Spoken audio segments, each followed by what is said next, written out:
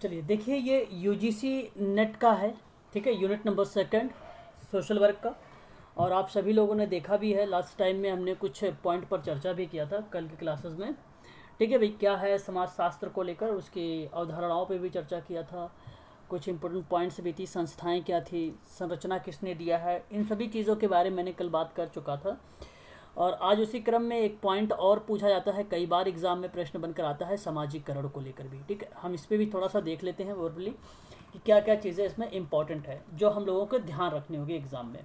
ठीक है, तो सिंपल शब्द में अगर कहा जाए सामाजिकरण को, तो सभी लोग जानते हो कि जो मानव शिशु है जब जन्म लेता है, और अगर बात किया जाए वह लोगों के साथ कैसे व्यवहार कर रहा है और उसके प्रति क्या अचेतन रहा है, बच्चा कैसे सीख रहा है, उसके रीति रिवाज क्या है। ठीक है, इन सभी चीज़ों को, या जो सभी चीज़ें हैं सीखने की क्षमता से जो चीज़ें इन्वॉल्व होती है, वो एक प्रकार से सामाजिकरण कहलाती है। तो सिंपल शब्द में आप ये समझ लीजिए कि सामाजिक संपर्क के द्वारा समाज की संस्कृति, मूल्य, प्रतिमान, विश्वास, प्रथा आदि गुणों को जो सीखता है वही आपकी सामाजिकरण कहलाती है। बस यही आपको ध्यान रखना, ये आपकी सामाजिकरण हो जाएगी। ठीक है, आगे अगर हम बात करते हैं तो देखिए सामाजिकरण के अंतर्गत कुछ विशेषताएं हैं। जैसे अगर हम बात करें तो सामाजिकरण की विशेषताएं हैं, उद्देश्य है, प्रक्रियाएं हैं। और हैरी और जॉनसन, जॉनसन का नाम आप लोगों ने देखा भी है एग्जाम में। ठीक है, इनके कुछ 4 स्तर हैं, इनके बारे में बात करें। स्तर का मतलब यहाँ पर मैं बात करूँ तो अवस्था है। ठीक है, अवस्था भी एग्जाम में प्रश्न बनी है, तो इनके 4 अवस्थाएं हैं दोनों लोगों को, इनके बारे में भी हम लोग थोड़ा सा चर्चा करेंगे, देखेंगे। तो परिभाषा के हिसाब से अगर आप देखिए तो यहाँ पे देखिए ग्रीन महोदय कहते हैं कि सामाजिकरण वह प्रक्रिया है जिसके द्वारा बच्चा सांस्कृतिक और विशेषताओं और आत्मबन या आत्मपन या व्यक्तित्व को प्राप्त करता है, तो उसे हम कहते हैं सामाजिकरण। तो सामाजिकरण अगर आपसे कहा जाए तो जैसे मैंने बताया है कि भाई रीति रिवाज, परंपराएं, सामाजिक जो भी चीज़ें हैं वो तो है ही है ऑलरेडी। अगर हम बात करें ग्रीन के अकॉर्डिंग, तो ग्रीन महोदय कहते हैं कि सामाजिकरण वह प्रक्रिया होती है जिसमें बच्चा क्या करता है, सांस्कृतिक तरीके से सांस्कृतिक विशेषताएं जो होती है वो, और आत्मपन और उसके व्यक्तित्व जो प्राप्त कर लेता है, उसे हम कहते हैं एक प्रकार से सामाजिकरण। तो ध्यान रखना, जब कभी आपको ऑप्शन में मिले आत्मपन, तो आप समझ जाना कि ये सामाजिकरण को, तो ये ऑप्शन में मिल सकता है आत्मपन। यह एक ऐसा शब्द है जो बच्चों को कन्फ्यूज़ करता है, तो आत्मपन सीधा सीधा रिलेट करता है सामाजिकरण को। ठीक है, तो ये आप ध्यान रखना। ये परिभाषा के माध्यम से आप इसको जान सकते हैं। जॉनसन के अकॉर्डिंग आप परिभाषा यहाँ पे देख सकते हैं कि इसने कहा सामाजिकरण एक सीख है जो सीखने वाले सामाजिक भूमिकाओं का निर्वहन करने का योग्य बनाती है, वही सामाजिकरण होता है। ठीक है, ये आपका सामाजिकरण की परिभाषा हो जाएगी। ठीक है, और विद्वानों ने अलग अलग तरीके से बात किया है। अगर मैंने आपसे बात करूं एस सी दुबे के बारे में, तो एस सी दुबे का नाम आप ध्यान रखिएगा, स्व संस्कृति ग्रहण दिया है। ठीक है, स्व संस्कृति ग्रहण दिया है। शेरोकिन वगैरह का जब नाम आता है तो संस्कृतिकरण से आता है केवल केवल, लेकिन अगर यहाँ पर एस सी दुबे का नाम आएगा तो आप तुरंत लगा देना कि स्व संस्कृति ग्रहण के बारे में बात किया है। बस इसका ये शब्द याद रखिएगा, ये इंपॉर्टेंट है, पूछा जा सकता है आप सबसे। ठीक है, चलिए आगे बढ़ते हैं और हम सीधा इंपॉर्टेंट चीज़ों पर जिक्र करेंगे। बाकी पीडीएफ आप लोगों के लिए तो है ना। विशेषताओं के बारे में जिक्र कर लेते हैं हम लोग। क्या है विशेषताएं सामाजिकरण की? तो सामाजिकरण की विशेषता है कि वह सीखने की प्रक्रिया होती है एक, और यह जीवन पर्यंत चलने वाली प्रक्रिया है। आपको पता भी होना चाहिए, आप जानते भी हैं। और सामाजिकरण की प्रक्रिया में अगर हम बात करें तो यह अपने संस्कृति को आत्मसात करने की प्रक्रिया भी होती है। आत्मसात आप समझ रहे होंगे अच्छे तरीके से। और एक होता है समायोजन। ठीक है, एक इसको हम समावेशन के रूप में जान लेते हैं। ठीक है, और एक होता है समायोजन। ठीक है, तो ये चीज़ भी आप ध्यान रखना। और यह एक गत्यात्मक प्रक्रिया है, एक प्रकार का डायनेमिक। मैंने आप लोगों से कई बार भी बोला है कि डायनेमिक प्रतिक्रिया किसने बात किया है, जेसल गोनफ्का के बारे में बात किया है आप लोगों से, है ना। तो आप इसे ध्यान रखेंगे। हाँ, गेशल गोनफ्का नहीं बोला है, किसने बोला भाई? सोशल वर्क एक गत्यात्मक क्रिया है, बताइए किसने बोला है? एफ टोनी ने सर। एफ टोनीज? नो, गलत। और कोई बताइए जरा, समाज कार्य गत्यात्मक क्रिया है भाई, किसने बोला है? कुछ और देखे सर। समाज कार्य गत्यात्मक प्रक्रिया है भाई, किसने बोला है? बीजी खेर, बीजी खेर, बीजी खेर, हाँ, बीजी खेर। बीजी खेर। हाँ, कोनफ्का की बात होती है तो नैतिक मांगों की बात याद रखना, नैतिक मांगों की बात रखना।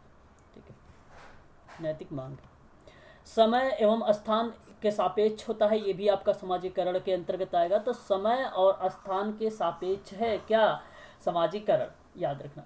समाज का प्रकारात्मक सदस्य बनने की प्रक्रिया भी है सामाजिकरण, ठीक है, प्रकारात्मक सदस्य।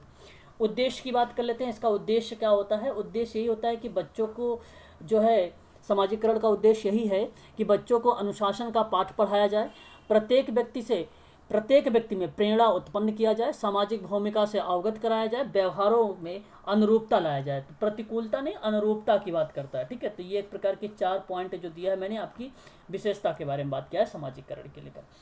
प्रक्रिया देखिए यहाँ पर थोड़ा सा आप लोग ध्यान रखिएगा, प्रक्रिया कौन कौन सी स्टेजेस से होकर गुजरती है, ये पूछा जा सकता है स्तर को लेकर। तो अभी मैं जॉनसन के बारे में बात करूँगा। तो ये नाम याद रखना, एक है आपकी मौखिक अवस्था, याद रखना आप सभी लोग। ये प्रथम अवस्था है समाजीकरण की प्रक्रिया की ये अवस्था है, प्रक्रिया है। और प्रक्रिया जो है अवस्था के आधार पर डिफाइन किया गया है। क्या किया गया? डिफाइन किया गया है, ठीक है भाई। तो ध्यान रखना आप लोग, ये प्रथम स्तर हो जाएगा। और इस स्तर में बच्चा अपने माँ के अतिरिक्त किसी को नहीं जानता है, तो यह मौखिक अवस्था होता है। बच्चा मौखिक अवस्था में क्या करता है भाई? समाजीकरण में बच्चा जो है अपनी माँ के अलावा किसी को नहीं जानता। और इसकी जो आयु होगी 1 से लेकर 1.5 वर्ष की आयु होती है, ठीक है। बच्चे को अगर अपने मतलब मान लीजिए उसको भूख लगी है, तो क्या करता है भाई? रो कर क्या करता है? अपनी जो है व्यक्त करता है, अपनी भावनाओं को वो व्यक्त करता है, ऐसा आप कह सकते हैं। तो बच्चा अपने भोजन के प्रति, ठीक है भाई, बच्चा अपने भोजन के प्रति अपेक्षाएं रखने लगता है और अपने भूख और कष्ट आदि को रोकर माँ के सामने व्यक्त करता है। ये आपका करेक्ट जवाब हो जाएगा, ठीक है। अभी मैं एक हाल ही की न्यूज़ बताता हूँ। हमारे एक मित्र थे जिन्होंने, और यहाँ पर हम बात करेंगे शैशवावस्था के बारे में। तो पहली अवस्था तो आपको पता होगी मौखिक अवस्था थी, दूसरी अवस्था शैशवावस्था। ये 1.5 वर्ष से लेकर 2 वर्ष, मतलब 1.5 या तो 2 वर्ष से ये प्रारंभ होगी और ये 3 या तो 4 वर्ष तक चलेगी, ठीक है। और इस अवस्था में बच्चे में यह आशा की जाती है कि वह स्वयं थोड़ा संभाल सके, यानी थोड़ा सा इंडिपेंडेंट हो सके। ऐसी प्रक्रिया जो है देखने को मिलती है। तो इसमें बच्चे जो है टॉयलेट ट्रेनिंग वगैरह होती है इसी स्टेजेस में दी जाती है, ठीक है। और बच्चा यहाँ पे शौच करना, साफ सफाई रखना, गंदे कपड़े ना पहनना, इस तरीके की क्रियाविधि जो है वो सीख जाता है। कौन सी अवस्था में? शैशवावस्था में। आयु कितनी है इसकी? तो ध्यान रखना आप लोग, 1.5 से लेकर कितनी वर्ष है? 3 वर्ष या 4 वर्ष आप इसको कह सकते हैं, ठीक है। क्लियर हो गया? बताइए एक बार जरा। आगे हम बात करते हैं यहाँ पर नेक्स्ट पॉइंट पर, और ये तदात्मीय अवस्था, तदात्मीकरण की अवस्था। तदात्मीकरण की अवस्था की अगर हम बात करें, देखिए किसी को ज्वाइन कर लेते हैं हम लोग। कोई शायद ज्वाइन नहीं हो रहा है ना? दीक्षा पटेल, चलो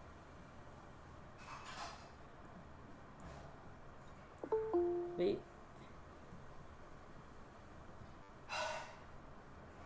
समय से आया करें, 7-8 मिनट देरी, इतना देरी तक कौन रुकेगा? आप लोग बताइए जरा, कोई भी इतना देर तक रुकेगा? तो यहाँ पर देखिए तदात्मीकरण की जो अवस्था होती है इसे भी आप लोगों को ध्यान रखना है। और ये जो है 4 वर्ष से स्टार्ट होती है आपकी, और ये चलती है 12 से 13 वर्ष तक, ठीक है भाई। ये मैं आप लोगों को विकास की अवस्थाओं के बारे में नहीं बता रहा हूँ, ध्यान रखिएगा आप सभी लोग। मैं आप लोगों से चर्चा कर रहा हूँ भाई समाजीकरण की प्रक्रिया के बारे में। और समाजीकरण की जो प्रक्रिया है वो एक अवस्था के रूप में चल रही है। किसके रूप में चल रही है? एक अवस्था के रूप में चल रही है, ठीक है। तो ये समाजशास्त्रीय संकल्पना में दिया गया है प्रक्रिया को लेकर। तो आप लोग ध्यान रखिएगा ये सभी की सभी बातें, ठीक है, इंपॉर्टेंट भी है। और ऐसा मत सोचिएगा कि आप लोग मैं कहीं करवा रहा हूँ उसकी विकास की अवस्थाएं, तो इस विकास की अवस्थाओं में अलग अलग एज आएगी, उसमें अलग अलग प्रक्रियाएं भी होंगी, शामिल होंगी। तो ये कुछ ऐसा मैं जिक्र नहीं कर रहा हूँ, मैं समाजीकरण के अंतर्गत बात कर रहा हूँ आप सभी लोगों से, ठीक है। तो एक मैंने बता दिया मौखिक अवस्था, दूसरा मैंने आपको बता दिया जो है शैशवावस्था, तीसरा मैंने आपको बता रहा हूँ तदात्मीकरण की अवस्था। इसमें जो है आयु 4 से लेकर 12 से 13 वर्ष तक चलती है, ये ध्यान रखना है आपको।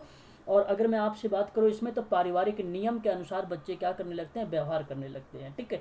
तो अगर हम बात करें यहाँ पर, आगे बात करते हैं, तो देखिए जरा, कह रहा है कि इस अवस्था में बालक, पुत्र पुत्री, भाई बहन और मित्र, सहपाठी इत्यादि जो चीज़ें होती हैं ये बनना शुरू हो जाता है। भूमिकाएं जो है इसका यहाँ पर लागू हो जाती है। तो दूसरे में अगर मैं बात करूँ तो अंतः क्रिया के साथ साथ बच्चे सहयोग, लगाव, प्रेम, विरोध इत्यादि चीज़ों की भावनाएं जो होती है वो विकसित हो जाती है। तो ये आपकी तदात्मी अवस्था आ जाती है। मैंने इस समाजीकरण की प्रक्रिया में याद रखना, ये क्रम भी पूछ लेता है, तो ध्यान रखना। पहला होता है मौखिक, दूसरा होता है शैशवा, तीसरा होता है तदात्मीकरण, ठीक है। चौथा होगा आपका किशोरावस्था। और इस चौथे किशोरावस्था में आप लोग ध्यान रखना, ये इसकी जो आयु चलती है वो चलती है 13 या तो 14 वर्ष, ठीक है। ये प्रारंभ होती है यहाँ से, और ये प्रारंभ होती है तो यौना आरंभ तक, ठीक है भाई। तो यहाँ से शुरू होती है। तो इस अवस्था में बच्चे का जो होता है शारीरिक परिवर्तन स्पष्ट रूप से देखने लगते हैं हम लोग, और परिवार के अतिरिक्त पड़ोस, स्कूल, खेल कूद, साथी, सहपाठी, नए नए लोग इत्यादि मित्र बनना शुरू हो जाते हैं इसमें, ठीक है। आत्मनियंत्रण की भी क्षमता इसमें पाई जाती है, स्वतंत्र बच्चे हो जाते हैं इसमें, है ना, मित्र भी बनाने लगते हैं, ठीक है। तो ये आपका हो जाता है किसमें, किशोरा अवस्था में हो जाएगा, ठीक है। तो मैंने 4 अवस्था के बारे में बता दिया, मौखिक अवस्था बता दिया, और उसके बाद शैशवावस्था, फिर तदात्मीकरण अवस्था, फिर उसके बाद किशोरावस्था। अब मैं बात करूंगा वयस्क अवस्था के बारे में, ठीक है। ये वयस्क अवस्था जो होती है, ठीक है, एडल्टहुड की अवस्था होती है, ठीक है, एडल्टहुड की अवस्था होती है। तो इसे ध्यान रखिए, इस अवस्था में जैसे अगर आपने वहाँ पर देखा कि 12 से लेकर या 13 से 14 से लेकर देखा आपने, कहाँ तक के देखा था, 18 तक, तो आप इसे 18 कह सकते हैं या 19। तो यह जो वयस्क अवस्था होगी ये 19 के प्लस होती है, ठीक है, 19 से प्लस होती है। तो ये किसी किसी में आपको 25 मिलेगा, तो किसी किसी बुक में आपको 30 एज भी मिलेगा, ठीक है, इस अवस्था में। तो इसमें व्यक्ति क्या करता है, सामाजिक और आर्थिक पर्यावरण जो है तेजी से बदलने लगता है। विवाह के कारण व्यक्ति की परिस्थिति, परिस्थिति का मतलब होता है स्टेटस, बदलने लगता है। सामाजिक दायित्व भी बढ़ जाते हैं यहाँ पर इस अवस्था में, तो ठीक है। पिता, पुत्र, पति, मित्र, अधिकारी, कर्मचारी इत्यादि रूप में इसकी भूमिकाएं जो होती है यहाँ पर निर्वहन होने शुरू हो जाती है। ये वयस्क अवस्था होती है, ठीक है। ये 5वीं अवस्था है। इसमें कुल टोटल 6 अवस्थाएं बताई गई थी, ठीक है भाई।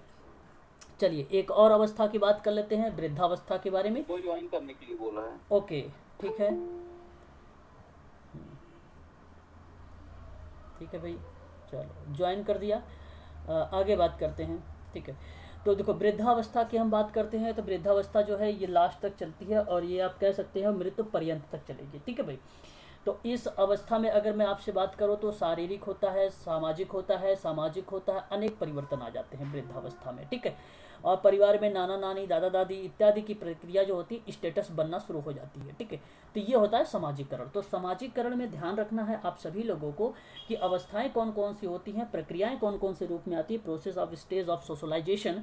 तो आप कहेंगे मौखिक अवस्था होगी, शैशवावस्था होगी, तदात्मीकरण की अवस्था होगी, किशोरावस्था की अवस्था होगी, फिर वयस्क की होगी, उसके बाद वृद्धावस्था होगी। ये आपका होगा प्रक्रिया सामाजिकरण की, याद रखना इंपॉर्टेंट है। ये प्रश्न पूछा जा सकता है आप लोगों से सुमृत करने से लेकर। एक नाम और आता है Harry M and M Johnson का नाम आता है। ये भी, इन्होंने भी अपना कुछ प्रक्रिया बताया, कुछ स्तर बताया, और इन्होंने कुल टोटल बताए थे 4 अवस्थाओं के बारे में।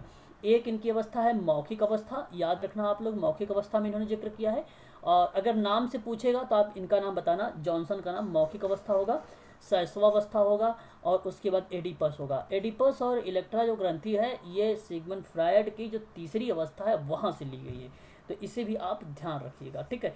और उसके बाद अगर मैं बात करूँ आपसे तो ये किशोरावस्था, ठीक है। कहीं आप ऐसा ना कह दें कि एडिपस ग्रंथि के बारे में जो है हैरी एम एम जॉनसन ने क्या है, ऐसा कुछ नहीं इसने कहा है, इसने अवस्था के रूप में दे दिया उसी को, ठीक है। ये नाम इसने नाम दे दिया है, परंतु दिया तो उसी ने, सिगमंड फ्रायड ने ही उसकी अवधारणा जो है कॉन्सेप्ट क्लियर किया है, ठीक है, याद रखिएगा। चलिए आगे हम बात करते हैं, आगे सामाजिकरण के सिद्धांतों को। ये बहुत इंपॉर्टेंट है, इसको आईएमपी करिएगा, यहाँ से प्रश्न पूछा गया था 2019 में, तो हो सकता है आप लोगों से दोबारा से 2021 में भी पूछ लिया जाए, क्योंकि 20 में नहीं पूछा गया था, 21 में आया था यहाँ से प्रश्न। आगे अगर हम बात करते हैं तो सामाजिकरण के जो सिद्धांत होंगे, इस सिद्धांत में कुछ विद्वान हैं, जैसे कोले का एक सामाजिकरण का सिद्धांत का नाम आता है, और मेड का सामाजिकरण का सिद्धांत आता है, सिगमंड फ्रायड का सामाजिकरण का सिद्धांत आता है, और दुर्खिम का सामाजिकरण का सिद्धांत आता है। ये 4 लोगों को सामाजिकरण का सिद्धांत आता है। आप इन चारों लोगों का नाम ध्यान रखेंगे। बेसिकली ये ऊपर के जो 3 दिए गए हैं और ये वेरी वेरी मोस्ट इंपॉर्टेंट है, ठीक है, ऊपर की जो 3 है। चलिए आगे हम बात करते हैं अब यहाँ पे सिद्धांतों के बारे में। तो सबसे पहले हम लोगों ने बात करेंगे कूले के बारे में। कूले महोदय ने सामाजिकरण का सिद्धांत दिया है, और इन्होंने ये जो सिद्धांत सामाजिकरण का सिद्धांत दिया है ये human nature and social order की एक किताब थी, उस किताब में दिया है। क्या नाम था? Human nature and social order. ये किसकी किताब थी? कूले की थी। CH कूले, चार्ल्स H कूले इनको भी कहा जाता है, याद रखिएगा। इन्होंने प्राथमिक समूह के बारे में दिया है 1909 में, ये भी आप ध्यान रखिएगा। तो इन्होंने सामाजिकरण का सिद्धांत दिया, तो उस समय कूले महोदय ने समाज के संपर्क में आने, हाँ जी क्या कह रहे हैं आप? क्या कह रहे हैं आप, कुछ बोल रहे अरे हैं? सर कोई दीपक दीपक है, ज्वाइन कर। अच्छा अच्छा अच्छा अच्छा। ओके दीपक जी, ओके दीपक जी भाई समय से आया करे दीपक जी, है ना। चलिए, तो देखिए यहाँ पर जो कूले महोदय की बात कर रहा हूँ, human nature and social order के बारे में समाजीकरण को प्रस्तुत किया इन्होंने। और कूले के अनुसार जो था, व्यक्ति और समाज को पृथक करके वैज्ञानिक विवेचना नहीं की जा सकती है। तो इन्होंने एक सिद्धांत दिया और अपने सिद्धांत का नाम रखा आत्मदर्पण का सिद्धांत। इनका जो सिद्धांत था आत्म विकास को लेकर था, तो इन्होंने आत्मदर्पण का कूले महोदय ने सिद्धांत दिया। यही प्रश्न पूछा गया था, ये 2-3 बार प्रश्न आया था। एक बार ऐसे ही लिख दिया था, इंग्लिश में ही लिख दिया था, looking glass of self, English में लिख दिया था, ऐसे ही पूछ लिया था ये सिद्धांत किसने दिया। तो ये इंपॉर्टेंट है, इसे ध्यान रखिएगा। और हिंदी में पूछ ले तो आत्मदर्पण। और 2019 में जो पूछा गया था उसको पूछा गया था स्वयं का दर्पण पूछा गया था। तो आत्मा का मतलब होता है स्वयं, ठीक है। तो कंफ्यूज मत होना शब्दों में भी, ठीक है। तो ये स्वयं का भी सिद्धांत उसी के अकॉर्डिंग दिया गया है। तो ये सिद्धांत आप लोगों को ध्यान रखना इंपॉर्टेंट है ये सिद्धांत। अभी मैंने आप लोगों से साथ चर्चा भी किया था, इसके क्वेश्चन के बारे में बताया भी था आप लोगों से, है ना। और देखो इसने कहा है कि स्वयं एवं समाज जो है जुड़वा है। तो अगर ऐसे भी प्रश्न आ जाए सेल्फ एंड सोसाइटी और ट्विंस बॉन्ड, तो भी आपका कूले का ही जवाब आएगा। ऐसे भी लिख देगा, आपको केवल यही शब्द लिख देगा कूले का, कि स्वयं एवं समाज का जुड़वा है। तो इस तरीके से आप तुरंत लगा देंगे कूले का नाम, ठीक है। ये आपका करेक्ट जवाब हो जाएगा, ठीक है। तो इसके सिद्धांत में 3 चरण की बात किया गया। यहाँ पर कहा गया कि दूसरे लोग जो है मेरे बारे में क्या सोचते हैं, परंतु ये सब एग्जाम में नहीं आने वाला है, लेकिन आप जाने रहिए कि दूसरे लोग मेरे बारे में क्या सोचते हैं। ये दर्पण के सिद्धांत में 3 नियम बताए थे। एक बताया था कि दूसरे लोग जो मेरे बारे में सोचते हैं उस संबंध में मैं अपने बारे में क्या सोचता हूँ, ठीक है। इस तरीके कोटेशंस होता है, ठीक है। तो जैसे कहीं अब अगर आपको मिले कि भाई I am okay, I am you are okay, ठीक है, I am think you are think, इस तरीके का शब्द मिले तो आप ऐसा मत कहना कि भाई ये CH कूले का नाम है। वहाँ पे अलग अलग थ्योरीज बनेंगी, ठीक है भाई, ये आप ध्यान रखना आप सबको। आगे हम बात करते हैं, तो मैं अपने बारे में किस निष्कर्ष पर पहुंचता हूं, जैसे कि मैं गर्व करता हूं या गलानी है, यही स्वयं है। तो इन 3 नियमों के बारे में ये जो है CH कूले का नाम आता है, चार्ल्स H कूले का नाम आता है। ध्यान रखना, इसकी किताब का नाम है human nature and social order. Human nature and social order किताब का नाम है। और लुकिंग ग्लास ऑफ सेल्फ इसके सिद्धांत का नाम है। आत्मदर्पण का सिद्धांत कहा जाता है, ठीक है। ये बात आपको ध्यान रखना है। स्वयं समाज, स्वयं और समाज का एक जुड़वा है, ऐसा भी अगर आता है तो जुड़वा करके स्वयं और समाज जुड़वा है, दोनों जुड़वा हैं, तो आप कह देंगे ये बात कि कूले ने कहा है, ठीक है भाई। चलिए आगे बढ़ते हैं। और आगे देखिए एक नाम आ रहा है कि यहाँ पे रॉबर्ट बेरिस्टिक का नाम है। रॉबर्ट बेरिस्टिक ने कूले के जो सिद्धांत दिए थे, जिसमें कूले ने कहा था कि दूसरे जो लोग हैं वो मेरे बारे में क्या सोचते हैं और दूसरे लोग मेरे बारे में क्या सोचते हैं, उनके संबंध में मैं जो अपने बारे में क्या सोचता हूँ। इस तरीके का जो कोटेशंस कूले ने आत्मदर्पण के सिद्धांत में 3 चरण बताए थे, उन्हीं 3 चरणों को एक सारांश के रूप में रॉबर्ट बेरिस्टिक ने इस तरीके से प्रतिपादित किया है, इसने दिया है और कहा है कि देखिए, मैं वह नहीं हूँ जो मैं सोचता हूँ, मैं वह भी नहीं हूँ जो आप मेरे बारे में सोचते हैं, मैं वह नहीं हूँ, मैं वह हूँ जो आप मेरे तथा मैं अपने बारे में सोचता हूँ। तो ये बेसिकली जो आप नाम देख रहे हैं रॉबर्ट बेरिस्टिक का, ये कूले का जो सिद्धांत था, स्वयं दर्पण का सिद्धांत, आत्मदर्पण का सिद्धांत, उस सिद्धांत में जो 3 नियम थे उसका सारांश निकाला है, निष्कर्ष निकाला है ये, ठीक है। आप लोगों को ऐसे ही मिलेगा, या तो आपको हिंदी में भी ऐसे ही मिल जाता है, जैसे आप लोगों ने देखा था कार्ल मार्क्स का एक क्वेश्चन आ गया था इंग्लिश में, हिंदी वाले बच्चों के लिए बता रहा हूँ, तो ऐसे भी लिख सकता है, I am not what I think, ऐसे भी लिखा हुआ मिल जाएगा। तो आप तुरंत लगा देना, किसका नाम लगाएंगे, यह एक प्रकार का रॉबर्ट बेरिस्टिक का नाम होगा, करेक्ट हो जाएगा, फिर आपका सही जवाब हो जाएगा वो, ठीक है। आगे बात कर लेते हैं मिड का, जॉर्ज मिड, ये इनका पूरा नाम है जॉर्ज मिड। और जॉर्ज मिड महोदय ने समाजीकरण के सिद्धांत में ने भी इन्होंने बताया था, और इनका जो सिद्धांत था बहुत ही फेमस सिद्धांत रहा इनका भी। और इन्होंने माइंड सेल्फ एंड एक सोसाइटी करके किताब लिखी थी, उस किताब में अपने सिद्धांत के बारे में दिया था। देखिए GH मिड ने कहा है कि अपनी पुस्तक में माइंड सेल्फ एंड सोसाइटी, तो ध्यान रखिएगा ये बहुत ही इम्पोर्टेंट है, इनकी किताब थी माइंड सेल्फ एंड सोसाइटी, ठीक है। देखो अभी मैंने आप लोगों से बात किया हूँ ना, कूले की किताब का नाम तो याद होना चाहिए कि human nature and social order, आत्मदर्पण का सिद्धांत, ये याद होना चाहिए 2 बातें। और अगर मैं आपसे बात करूँ रॉबर्ट बेस्टिक का, तो एम जो है आपको सोचना am not what I think, ये बातें सोचनी है थिंक को लेकर, ठीक है, ओके के लेकर नहीं, थिंक को लेकर सोचना है आपको यहाँ पर, ठीक है। और आगे अगर मैं बात करूँ मिड की बात करूँ, तो मिड में आपको याद रखना है कि माइंड, सेल्फ एंड सोसाइटी के बारे में, ठीक है, ये सामाजिकरण का सिद्धांत ही है, ठीक है। तो इसने भी आत्म के विकास के लिए इसने कहा है मैं और मुझे, तो कभी कभी ऑप्शन में मिलता है आई मी सेल्फ, ऐसे करके मिलेगा। तो ये जो सिद्धांत है ये किसका है, जॉर्ज मिड का सिद्धांत है, ठीक है भाई, आपको ध्यान रखना है। आगे हम बात करते हैं इस सिद्धांत में, तो इसने देखो कुछ बातें कही थी। बात कहने का मतलब ये रहा कि इसकी 3 अवस्थाएं थी। एक अवस्थाओं को उसने बोला कि नकल की अवस्था होती है, दूसरी अवस्था बोला नाटक की अवस्था होती है, तीसरी अवस्था बोला था इसने खेल की अवस्था होती है। तो जॉर्ज मिड की 3 अवस्था हैं, उन अवस्था का भी नाम रखिए याद। आप लोग पूछ सकता है कि निम्नलिखित में से जॉर्ज मिड का कौन सा जो है अवस्था नहीं है, ठीक है। 3 अवस्था यहाँ से दे देगा, और एक अवस्थाओं के बारे में जो उनका नियम दिया गया है कि दूसरे लोग मेरे बारे में क्या सोचते हैं कूले महोदय का, वो यहाँ पर मेंशन कर देगा आपसे, ठीक है। तो आप ध्यान रखिएगा इनकी 3 अवस्थाओं के बारे में, ठीक है भाई। आगे हम बात करते हैं, तो देखिए यहाँ पर मैं, मुझे, स्वयं, तो ये 3 ये बहुत इंपॉर्टेंट है, क्वेश्चंस भी पूछा गया, जैसा कि आप सभी लोग जानते भी हो कि आई मी एंड सेल्फ के बारे में, ठीक है। तो जॉर्ज मिड के महोदय द्वारा दिया गया है। तो माइंड, सेल्फ एंड सोसाइटी की जो किताब थी उसमें ये सारी शब्द जो है लिखे हुए मिलेंगे आप लोगों को। तो कूले ने कहा कि आत्म दर्पण का सिद्धांत, ये आपको पता है भली भांति तरीके से, और मिड ने उसी आत्म के विकास के लिए मैं और मुझे जैसे शब्दों का प्रयोग किया था। देखिए यहाँ पर मिड का समाजीकरण का सिद्धांत में मैं और मुझे एवं स्वयं की अवधारणा जो है पर बल दिया या उसका महत्व दिया, आप ये समझ सकते हैं यहाँ से, ठीक है भाई। तो मी का मतलब मुझे, देखो यहाँ पर लिखा हुआ है मुझे, मतलब मी यहाँ पर कहा जा रहा है, ठीक है। तो इसका मतलब है समाज से है, और मैं, ठीक है, समाज के प्रति उत्तर से है, मैं जो है प्रति उत्तर से है, ठीक है, याद रखना। स्वयं की अवधारणा विशेष महत्व से है, स्वयं का मतलब विशेष महत्व हो जाएगा, मी का मतलब आपका हो जाएगा यहाँ पर जो होगा मैं से, सॉरी यहाँ पर मी का तात्पर्य समाज से है, किससे है, समाज से है, ठीक है। और जो आई है उसका जो मतलब होगा प्रति उत्तर, समाज के प्रति उत्तर से होगा। तो ये 3 अर्थ भी याद रखिएगा।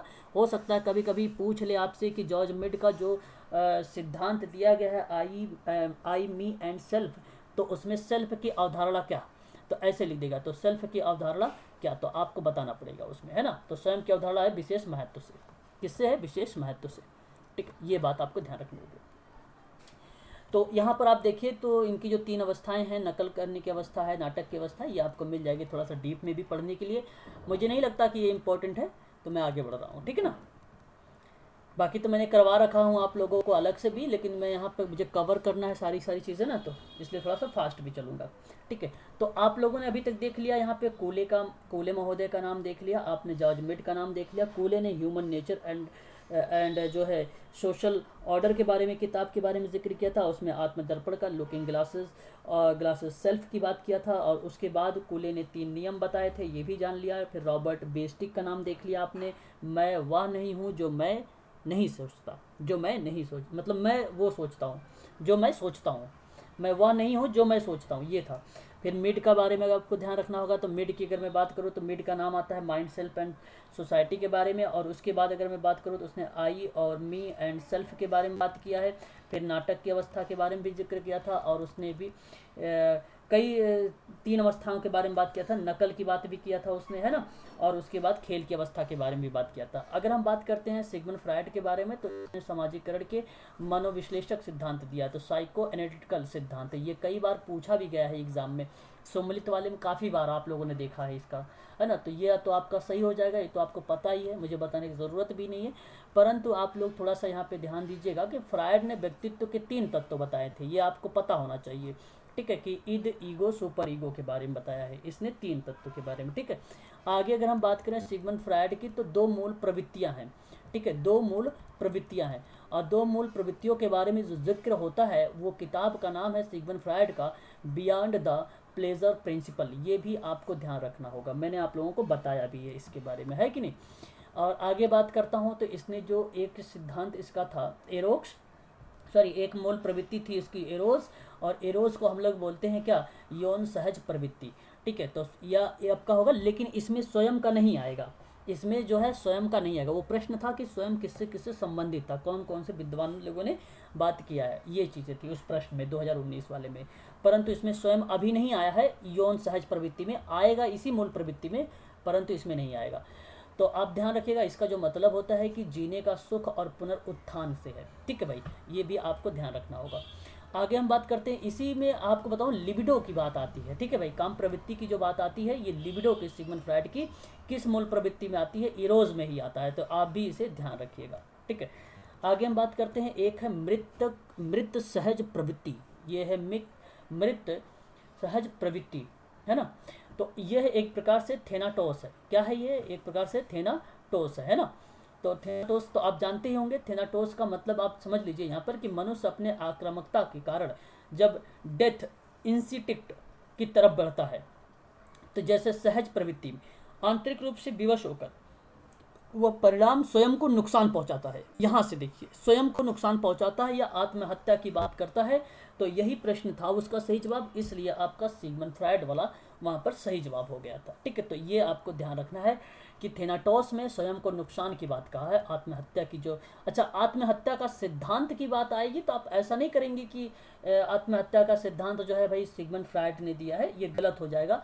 कोई मुझे बताए जरा, आत्महत्या का सिद्धांत किसने दिया है?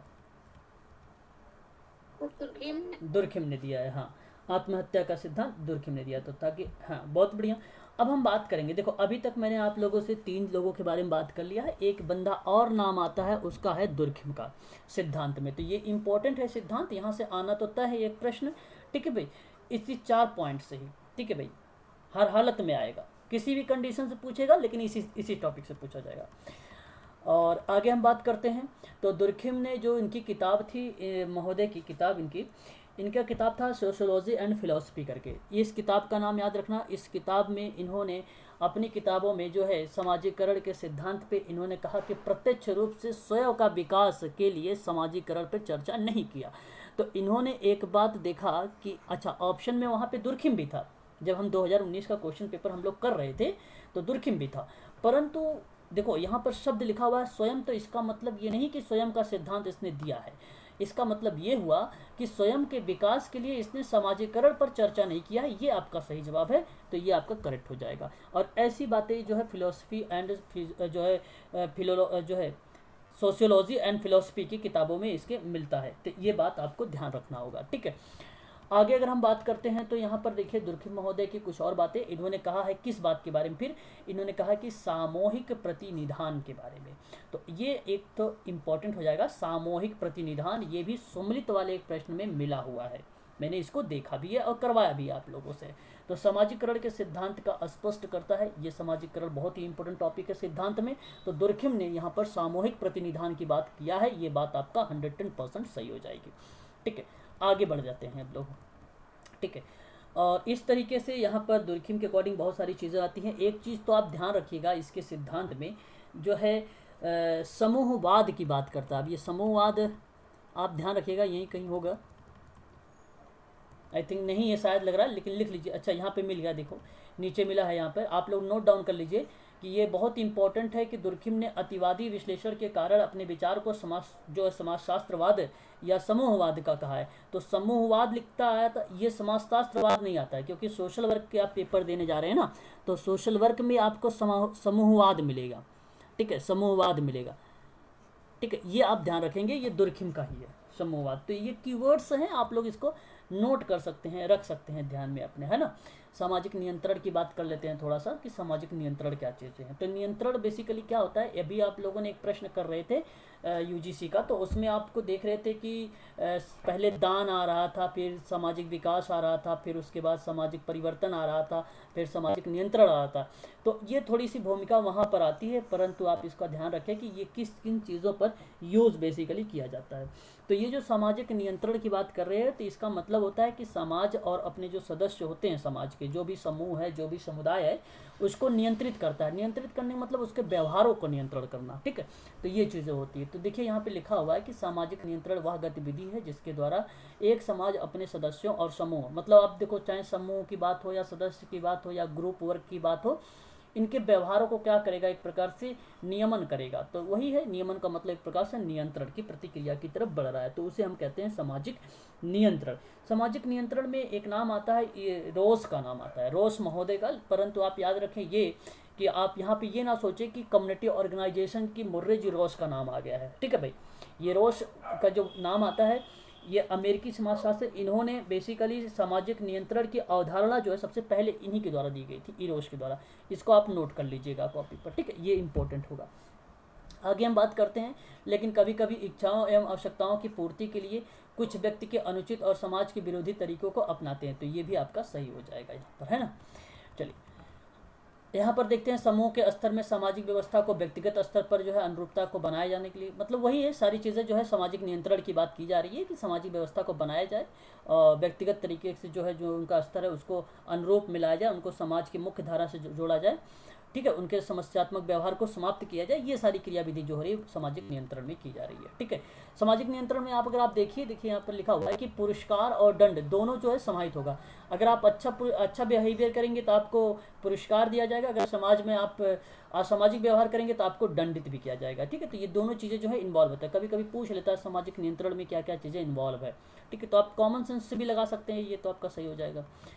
चलिए आगे देखिए, यहाँ पर मिल गया वो नाम, ये देखिए मैं अभी आप लोगों से बता भी रहा था कि अमेरिकी समाजशास्त्र से एक इरोस करके नाम आता है, ई रोस, और इन महोदय ने 1901 में सोशल कंट्रोल नामक एक पुस्तक रचित किया था और सामाजिक नियंत्रण की अवधारणा जो है इन्होंने व्यापक लेवल पर दी थी, ठीक है। तो इनका नाम थोड़ा सा याद रखिएगा, सामाजिक नियंत्रण में किसकी भूमिका आती है, रोस महोदय का नाम आता है, ठीक है, तो ये ध्यान रखिएगा।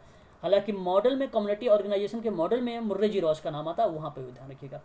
आगबन का नाम आप लोगों ने सुना होगा, मैं इंडिविजुअल आगबन के बारे में बात कर रहा हूँ, तो आपको पता होगा 1922 में एक सोशल चेंज करके पुस्तक थी सामाजिक परिवर्तन की, वो किताब इन्होंने ही दिया है, ठीक है।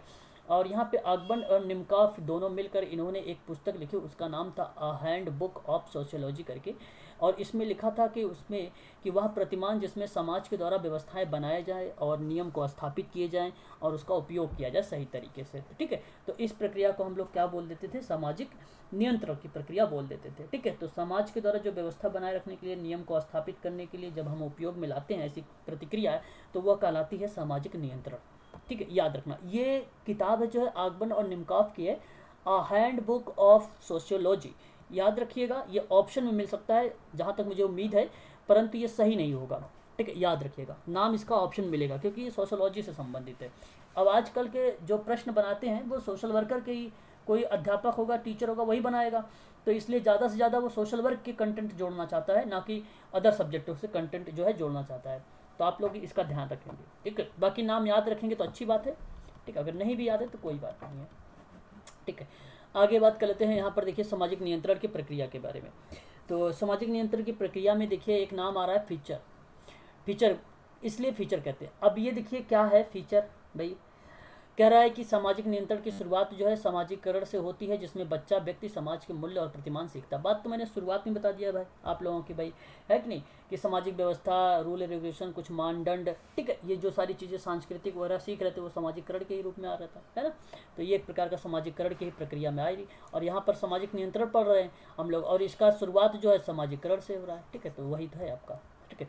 तो ये है एक प्रकार से उसकी फीचर, ठीक है। आगे हम बात कर लेते हैं, तो यहाँ देखिए एक शब्द और मिल रहा है, आपसे कह रहा है कि सामाजिक नियंत्रण को अगर हमें नियंत्रित करना होगा तो किन किन रूपों में करना होगा। तो इसके दो एलिमेंट है एक प्रकार से, है ना। एक है मूल्य और प्रतिमान को अंतरीकरण करना, ठीक है, एक आपका ये मिल जाएगा। दूसरा जो आपको मिल जाता है वो मिल जाता है अनुशक्तियों का प्रयोग मिल जाता है, ठीक है। तो दो मिल जाते हैं यहाँ पर, आप इसको दोनों को दोनों याद रखिएगा। तो पहले हम देख लेते हैं मूल्य के बारे में।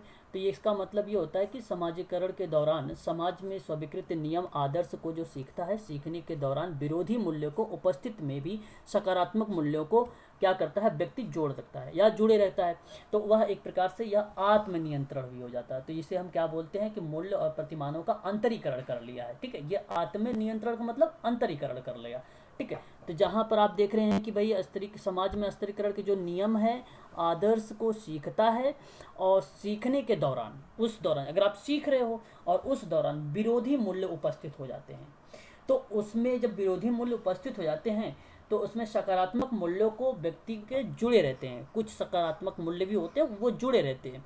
तो उस प्रतिक्रिया में जो वो जुड़े होने के नाते वो असामाजिक व्यवहार नहीं कर रहा है, तो ऐसी कंडीशन पर उस व्यक्ति को हम लोग कहेंगे ये व्यक्ति आत्मनियंत्रण हो रहा है, आत्मनियंत्रित कर रहा है अपने आप को, अंतरीकरण कर रहा है ये अपने आप को। तो ये आपका हो जाएगा नियंत्रण करने की एक प्रकार से भाग हो जाता है, पार्ट हो जाता है, आप ऐसा समझ सकते हैं। ठीक है, दूसरे की बात करते हैं। अच्छा देखो वही है, दोबारा शायद ये आ गई पीडीएफ। देखिए दूसरा है जो आपका अनुशक्तियों की बात करता हूँ इसका प्रयोग, तो आप इसे समझ सकते हैं। अनुशक्तियों का प्रयोग जो होता है दंड और पुरस्कार से होता है, आप अच्छे तरीके से जानते हैं। समाज में दंड भी है, पुरस्कार भी, अभी मैंने आपको बताया भी है। तो समाज की एकरूपता की व्यवस्था बनाए रखने के जो योगदान वाले पुरस्कार होंगे, तो वो तो जाहिर सी बात है उसको मोटिवेट करेंगे काम को लेकर आगे बढ़ाने के लिए। और अगर वहीं पर वो असामाजिक व्यवहार करेगा तो वो क्या किया जाएगा, उसे दंडित किया जाएगा। ठीक है, तो इसलिए यह अनुशक्तियों का प्रयोग कहा एक प्रकार से। ठीक है, अनुशक्तियों का प्रयोग, ठीक याद रखिएगा। सामाजिक नियंत्रण के कुछ महत्व हैं। जैसे हम बात करें सामाजिक संगठन को जो है अस्थायित्व बना रहता। अगर हम बात करें व्यक्ति और समूह का अनुशासित रहना, समूह में एकता बनी रखनी। देखो ये सामाजिक नियंत्रण है, इसकी इंपॉर्टेंस है ये। ठीक है, जैसे हम बात कर रहे हैं ना अस्तित्व को बना रहना, तो ये इसका महत्व इंपॉर्टेंस है। ये व्यक्ति और समूह को अनुशासित करता है, अनुशासन में रखता है, उसके अनुकूल काम करता है, तो ये भी आपका सामाजिक नियंत्रण हो जाएगा। समूह में एकता बनी रहती है, ये सामाजिक नियंत्रण हो जाएगा। एकता बनी रहती है तो ये भी एक प्रकार से नियंत्रण होना जो है एक प्रकार का इंपॉर्टेंस है इसका। ठीक है, समाज के सदस्य के जो परस्पर सहयोग रहता है। प्रथाओं और परंपराओं की अगर बात करें तो सत्यता बनी रहती है। सत्यता का मतलब वही है ट्रूथ, सत्यता है ना। अच्छा यहाँ पर लिखा हुआ क्या भी, कंटिन्यूटी। ठीक है, वही है सत्यता। ठीक है, आगे हम बात करते हैं सांस्कृतिक धरोहर की रक्षा एवं निरंतरता बनी रहती है। ठीक है, ये भी सही है आपका। समूह में एक रूपता भी बनी रहती है। सामाजिक नियंत्रण सामाजिक परिवर्तन में सहायक भी होता है। छुआछूत, बाल विवाह, दहेज प्रथा आदि को रोकने के लिए दंड भी किया जाता है। ठीक है, सारे अधिनियम भी इसके प्रावधान के अंतर्गत ये भी आ जाता है। सामाजिक नियंत्रण भी, जैसे आप लोगों ने आज पढ़ा भी, अनैतिक व्यापार निवारण अधिनियम भी पढ़ा 1956, वो भी इसी में इन्वॉल्व हो जाएगा सामाजिक नियंत्रण के अंतर्गत। ठीक है, जो दंड वगैरह इन्वॉल्व होते हैं। सामाजिक नियंत्रण के प्रकार क्या हो जाएंगे, फीचर ने 3 टाइप बताए थे, एक सकारात्मक और नकारात्मक सामाजिक नियंत्रण बताया था। ठीक है, तो अनुनय, विनय और सलाह और शिक्षा, पुरस्कार आदि जो है सकारात्मक सामाजिक नियंत्रण के रूप में आ जाते हैं। जबकि आदेश, दंड, निंदा, जुर्माना, कारावास, मजाक उड़ाना आदि जो है सामाजिक नियंत्रण के नकारात्मक में आ जाएंगे। ठीक है, तो कभी कभी पूछ लेता है कि भाई सामाजिक नियंत्रण के जो पॉजिटिव पक्ष है वो कौन से है और निगेटिव पक्ष कौन से हैं, ये पूछ लेता है कभी कभी एग्जाम में। तो निगेटिव में याद रखना, दंड हो जाएगा, निंदा हो जाएगा, जुर्माना हो जाएगा, कारावास हो जाएगा, मजाक उड़ाना हो जाएगा, आदेश देना होगा, ये सभी के सभी हो जाते हैं। दूसरा है आपका औपचारिक और अनौपचारिक सामाजिक नियंत्रण। औपचारिक और अनौपचारिक की बात कर लेते हैं। तो औपचारिक सामाजिक नियंत्रण लिखित होने के कारण निश्चित होता है और इसमें निश्चित नियम और कानून होते हैं जो राज्य और सरकार द्वारा निर्धारित होते हैं। पुलिस, जेल, न्यायालय आदि द्वारा औपचारिक सामाजिक नियंत्रण का उदाहरण मान लिया जाता है। आगे अगर मैं बात करता हूँ आप लोगों से, तो यहाँ पे दूसरी पॉइंट है आप लोगों के सामने अनौपचारिक। तो अनौपचारिक के अंतर्गत क्या बातें आ सकती है, जो यह अलिखित होगा, वगैरह जो लिखित है तो यह अलिखित होगा। ठीक है, तो इसमें क्या होता है कि इसमें लागू करने का जो उत्तरदायित्व होता है समाज के सभी व्यक्तियों को होता है। और इसमें अनौपचारिकता में क्या आती है, सामाजिक नियंत्रण में प्रथा आ जाएगा, लोकाचार आ जाएगा, परंपरा आ जाएगा, विश्वास आ जाएगा, जनमत आ जाएगा, धर्म आ जाएगा, आदि जो चीज़ें होती है वो शामिल हो जाती हैं। और जो है आपका अनौपचारिक पे, औपचारिक में क्या शामिल होता था, पुलिस होता था, जेल होता था, न्यायालय होता था, ये सारी चीज़ें शामिल हो रही थी उसमें, है ना। लेकिन यहाँ पर जो है आपका अलग, अनौपचारिकता में अलग हो जाएगा शामिल। ठीक है, तो ये भी आपको ध्यान रखना है। सामूहिक और संस्थागत सामाजिक नियंत्रण भी है। देखिए यहाँ पर सामूहिक जो सामाजिक नियंत्रण है वो बहुसंख्यक के विचार के रूप में आता है। तो इसमें स्पष्ट नियम का अभाव पाया जाता है, मतलब नियमों का स्पष्ट तरीके से क्या पाया जा रहा, अभाव पाया जा रहा। थोड़ा सा एक बार होल्ड रखिएगा।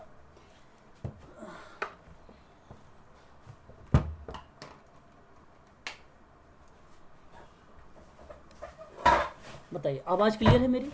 आवाज़ क्लियर है आप सभी का? सर आ रही है, ठीक है।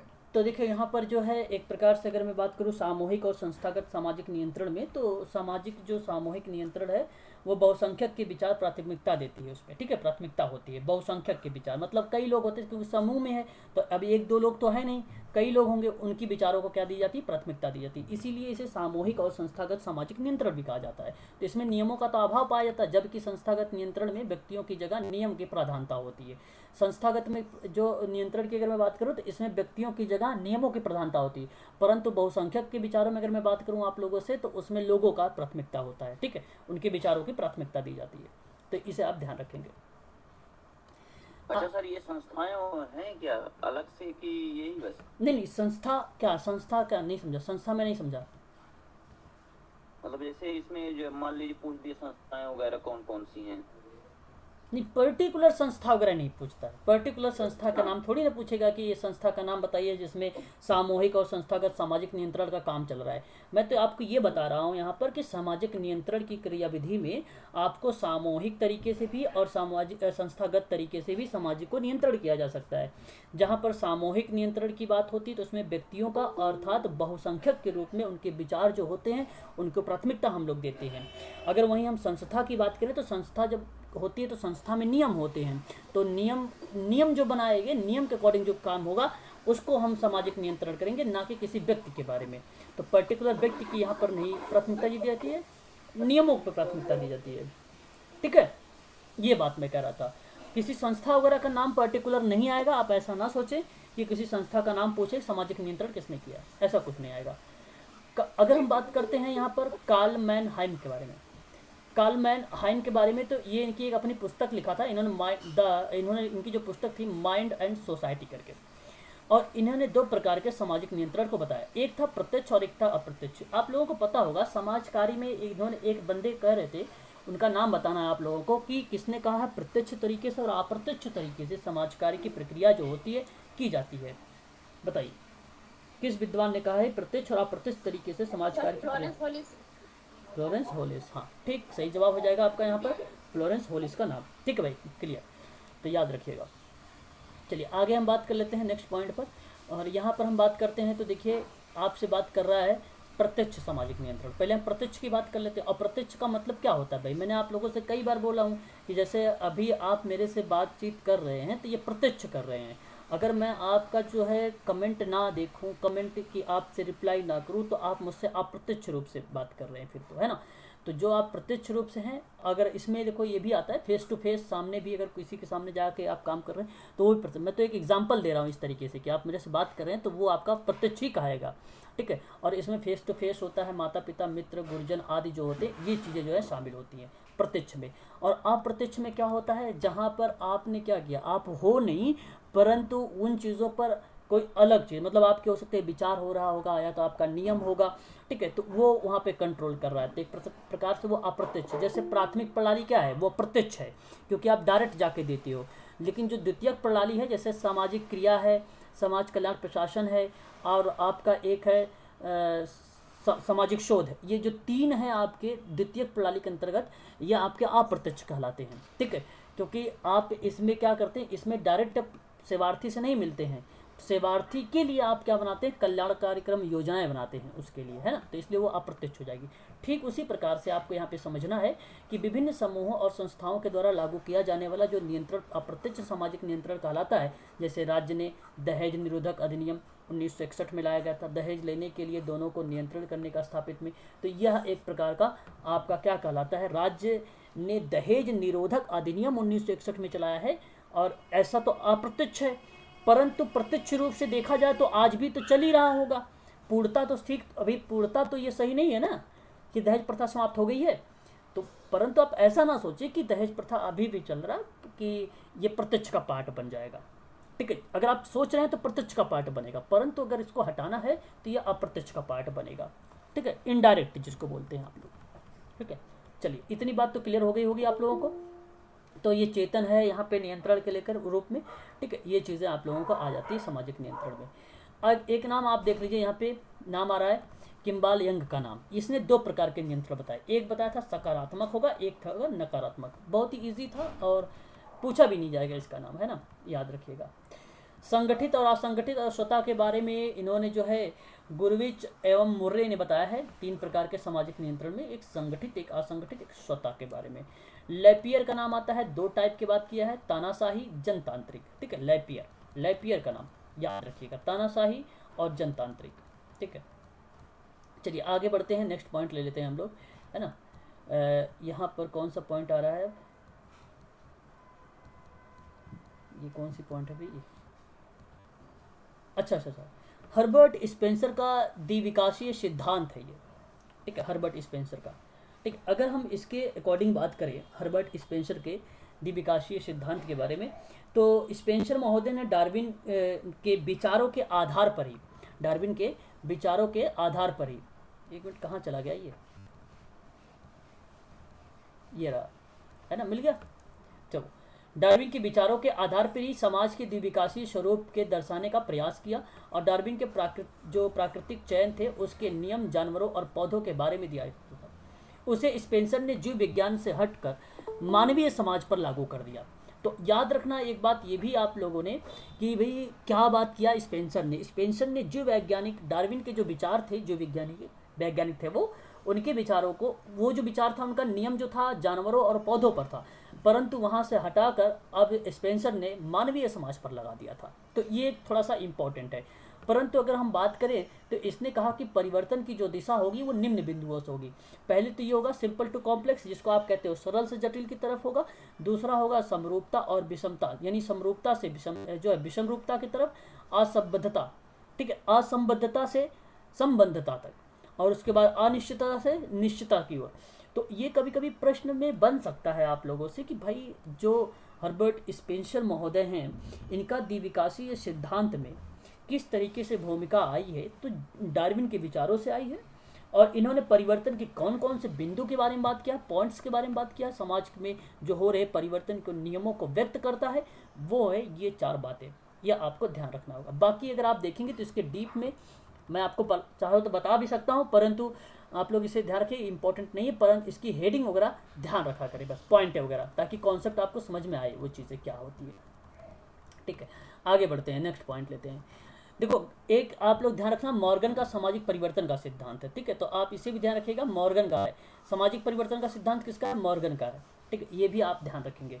तो मॉर्गन ने अपनी पुस्तक लिखी थी, एक जो है इसकी पुस्तक का नाम है एंशिएंट सोसाइटी, ठीक है। एंशिएंट सोसाइटी का मतलब होता है एक प्रकार से प्राचीन, ठीक है, प्राचीन सोसाइटी के बारे में या प्राचीन समाज के बारे में इसकी एक किताब है। तो सामाजिक परिवर्तन में आधार और सामाजिक परिवर्तन की व्याख्या किया है। तो संस्कृति और सभ्यता में होने वाला जो परिवर्तन है वो सामाजिक परिवर्तन। तो संस्कृति और सभ्यता याद रखिए, बाकी आपको कुछ याद रखने की जरूरत नहीं है। मॉर्गन के बारे में मैंने आप लोगों को बताया भी है, और ये इसका नाम भी आया हुआ है ऑप्शन क्वेश्चन में, अच्छा ये प्रश्न भी इसी से आया है, ठीक है। और उस जगह पे जो प्रश्न था वो संस्कृति और सभ्यता से ही था, प्रश्न संस्कृति और सभ्यता से ही प्रश्न था, और वो जवाब आपका सही हो गया था वहाँ पर, ठीक है। तो ये से आप ध्यान रखिएगा, मॉर्गन का नाम यहाँ पर, ठीक है। चलिए आगे हम बात करते हैं। वेबलेन का एक सामाजिक परिवर्तन का सिद्धांत है, ये भी हम देख लेते हैं। इसमें क्या कहा है वेबलेन ने, इसने कहा कि सामाजिक परिवर्तन का जो प्रौद्योगिक दशा है वो प्रत्यक्ष रूप से उत्तरदायी मानता है। कहता है कि जो भी सामाजिक परिवर्तन है वो प्रौद्योगिकी दशाओं पे प्रत्यक्ष रूप से उत्तरदायी मानता है, और इसके अनुसार प्रौद्योगिकी को समाज की संस्कृति को निर्धारित करती है। तो जो प्रौद्योगिकी है वो समाज की संस्कृति निर्धारित करती है। ये कोटेशन वेबलेन का है, किसका है, वेबलेन का। तो वेबलेन कहते हैं कि सामाजिक परिवर्तन 2 वर्गों में जो है 2 वर्गों के बीच विद्यमान है, एक संघर्ष पर निर्भर करता है, ठीक है। 2 वर्गों के बीच में क्या होता है वो विद्यमान है, तो संघर्ष पर निर्भर करता है। ये बात आप याद रख सकते हैं वेबलेन के अकॉर्डिंग, ठीक है। यह है उसका सिद्धांत। आगे हम बात करते हैं सेरोकिन का। ये काफ़ी बार पूछा भी गया है, ऑप्शन में तो कई बार इसका नाम आता है, मॉर्गन का नाम, और इसका नाम तो बहुत इंपॉर्टेंट है। वेबलेन का नाम उतना इंपॉर्टेंट नहीं है जितना मॉर्गन का और सेरोकिन का नाम इंपॉर्टेंट है। सेरोकिन की जो पुस्तक थी उसका नाम था, देखिए वही क्वेश्चन आपसे पूछ रहा है कि सोशल एंड कल्चर जो है कल्चर डायनेमिक्स, ठीक है। तो ध्यान रखना डायनेमिक, अभी मैंने आपको बताया भी है, ठीक है। बीजी खेर का भी नाम याद रखना आप लोग, इंपॉर्टेंट वो भी है। और अगर आपको बताओ गत्यात्मक क्रियाविधि है तो वो भी आपको याद रखना है कि जो सामाजिकरण की विशेषता की बात करता है तो वो डायनेमिक क्रियाविधि के रूप में बात भी करता है। और अगर हम बात करें यहाँ पर कि सोशल एंड कल्चर डायनेमिक के बारे में, तो आपको ये भी याद रखना है कि ये किताब किसका है, तो ये किताब है सेरोकिन का नाम है, ठीक है, याद रखेंगे आप लोग। इसमें कहा कि जो सामाजिक परिवर्तन में सांस्कृतिक गतिशीलता है उसके सिद्धांत के, मतलब गतिशीलता की बात। अच्छा, गतिशीलता का मतलब ये होता है गत्यात्मक, है ना, यही बात होती है, बात वही है, सिमिलर है।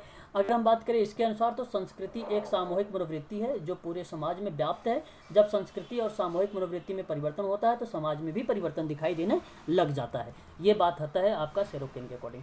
एक और है, लास्ट है, और ये आप ध्यान रख लीजिए इसके बारे में भी। क्या नाम है इसका? हाँ, स्पेंगर और टॉयनबी। टॉयनबी हॉल नहीं है यहाँ पर, आप लोग टॉयनबी हॉल का नाम नहीं सोचेंगे, आप लोग स्पेंगलर और टॉयनबी का नाम देखेंगे। देखो सामाजिक परिवर्तन में इसने क्या बोला है।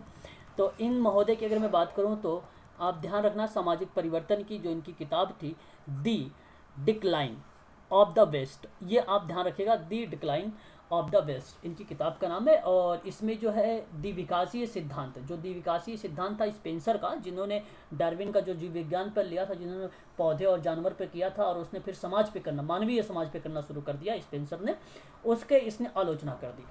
ठीक, ये आप ध्यान रखिएगा, इसकी उसने आलोचना कर दी थी।